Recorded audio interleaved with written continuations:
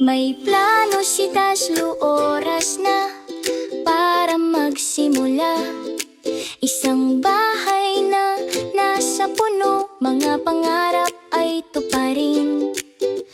Matibay ang mga sanga, tama ang kahoy.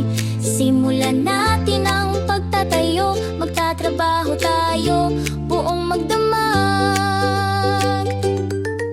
Itayo ito, mataas sa puno, isang bahay na puno ng kasiyahan para sa iyo at sa akin. May mga duyan para lumipad at isang malawak na tanawin. Gagawin natin ang bahay na ito sa puno bilang pinakamahusay na lugar na pagtataguan. Magmementa tayo, magpaplano at magsisimula ng maingat. Itatayo natin ng mga pader at bubong ng may estilo.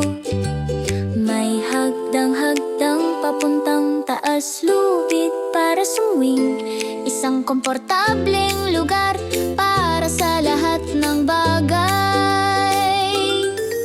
Itayo ito, mataas sa puno, isang bahay na puno ng kasiyahan para sa iyo at sa akin. May mga duyan para lumipad at isang malawak na tanawin. Gagawin natin ang bahay na ito sa puno bilang pinakamahusay na lugar na pagtataguan.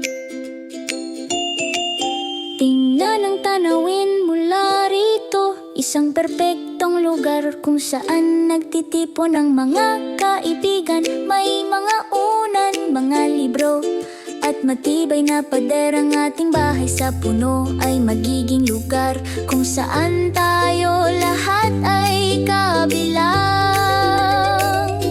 Ngayon tapos na ang bahay sa puno, pumasok na, magsisimula na ang pakikipagsapalaran. Magsimula na ang kasiyahan, umakyat sa hagdang-hagdang, mag-swing ng masaya.